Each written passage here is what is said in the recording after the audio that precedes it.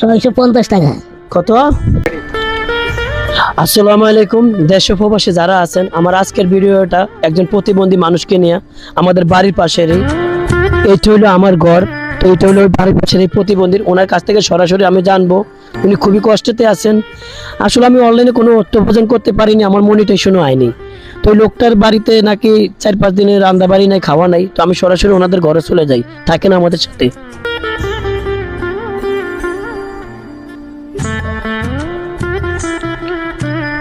আসসালামু আলাইকুম। ওয়ালাইকুম সালাম, ভালো আছেন? জি আলহামদুলিল্লাহ ভালো আছি।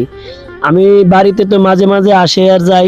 শুনছি আপনি নাকি আজকে কয়েকদিন ঘরে বইদাত, আপনি বিভিন্ন জায়গায় লাগি কালেকশন করতেন, এখন আর দেখি না, কি হয়েছে? যে আমি 20 টাকা দিয়ে 15 দিন তেলা যাই না, 15 দিন তেলা গতম বাড়ি না। এখন বাড়িতে বসে বসে আমি কালেকশন করতে না, যাইতাই না বাড়িতে না 20 টাকা। হ্যাঁ ঠিক আছে, আমি শুনছিলাম যে আপনি খুব একটু কষ্টেতে আছেন। তো আজকে আপনাদের ঘরে নাকি কয়েকদিন ধরে রান্না বাড়ি নাই। যে 3-4 দিন জানতাই না।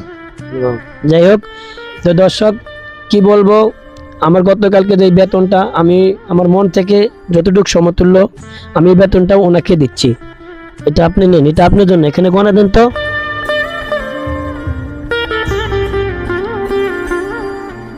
650 টাকা। কত? 650 টাকা। তো আমার এটা গেল কালকে কাজ করছি, যে বেতনটা দিয়েছে 650 টাকা। আমি 7 দোকানে কাজ করি, 2-3 ঘন্টা সময় পাইলে 2-1টা ভিডিও বানাই।